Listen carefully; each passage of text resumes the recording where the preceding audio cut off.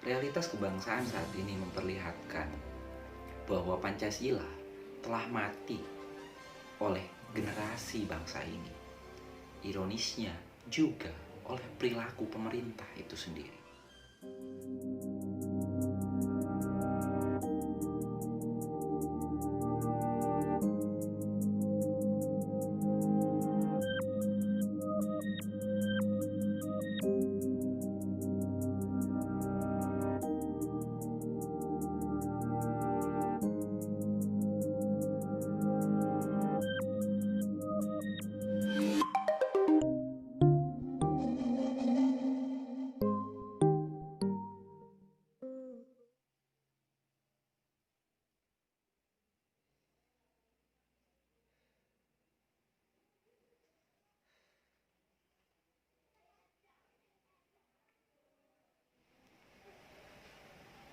Kita sadari bersama bahwa pandemi COVID-19 yang saat ini menjadi wabah telah membuat masyarakat merasakan berbagai macam permasalahan dalam kehidupan, seperti berkurang bahkan lenyapnya pendapatan, ketidakpastian dalam menjalani kehidupan di masa depan dari mulai karir, usaha, hingga pendidikan, serta kejenuhan yang melanda akibat aktivitas yang begitu terbatas serta berkepanjangan. Kondisi penuh tekanan dan ketidakpastian ini jika berkepanjangan akan merubah cara berpikir manusia dari positif menjadi negatif, dari optimis menjadi pesimis, dari yang asalnya visioner menjadi tak peduli dengan bagaimana masa depan ke depan, hingga berbagai macam paradoks kehidupan lainnya.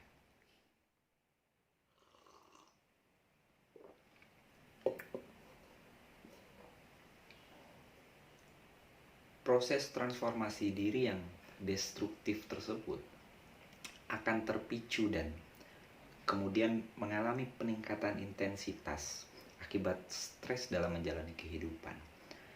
Apalagi di era post-truth ini muncul juga risiko di mana masyarakat akan kehilangan orientasi, menumpulnya kecerdasan, hingga kehilangan harapan akan masa depan. Bertepatan dengan peringatan 75 tahun kelahiran Pancasila hari ini, sepertinya kita layak untuk mengajukan sebuah pertanyaan, sekaligus juga sebuah refleksi diri. Apakah bangsa dan negara ini akan memiliki sebuah daya tahan dan kekuatan mental untuk bertahan di masa kini dan masa depan? Menjawab hal itu, kita dapat merujuk pada pemikiran Bung Karno yang pernah mengatakan bahwa kita punya perjuangan, dalam hakikatnya ialah perjuangan ruh, perjuangan semangat, perjuangan gis. Sebagaimana Kumbakarna masih hidup menggelundung walaupun sudah terlepas dari badannya, maka gis atau semangat manusia tidak akan dibinasakan pula. Jika petikan ucapan tersebut dipahami dengan baik, maka seharusnya pemerintah selaku penyelenggara negara wajib menerapkan nilai-nilai Pancasila sebagai pondasi ke dalam setiap kebijakan serta peraturan dari tingkat pusat hingga tingkat desa.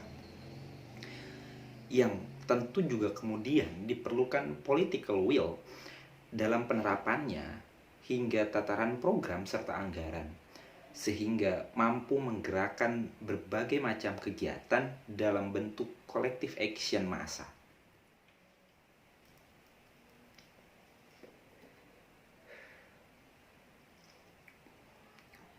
Apabila divisualisasikan, kita ibaratkan sebagai anak tangga, maka sila kelima merupakan tangga awal yang harus ditapaki sebagai pijakan dalam kebijakan. Secara sosiologis, keadilan sosial menjadi tuntutan fundamental karena Tak mungkin kehidupan berdemokrasi akan baik pada sila keempat jika masyarakat masih merasakan ketidakadilan. Jika pijakan keadilan sosial dan kehidupan demokrasi telah baik, maka muncul gairah untuk hidup dalam persatuan. Sebagai anak tangga selanjutnya, yaitu sila ketiga, barulah kemudian kita akan menapaki anak tangga selanjutnya, yaitu sila kedua, untuk menjadi manusia yang adil dan beradab, sehingga membuahkan penghayatan akan ketuhanan sebagai anak tangga terakhir dalam kehidupan berbangsa dan bernegara.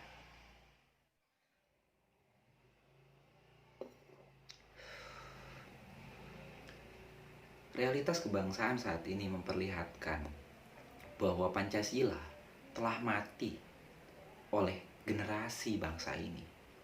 Ironisnya juga oleh perilaku pemerintah itu sendiri. Kita harus mengakui bahwa selama ini Pancasila hanya hidup dalam bayang-bayang.